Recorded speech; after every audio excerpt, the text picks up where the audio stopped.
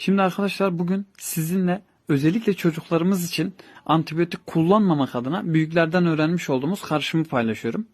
Şimdi görmüş olduğunuz tasın içerisinde yaklaşık 5-6 yemek kaşığı pekmez vardı.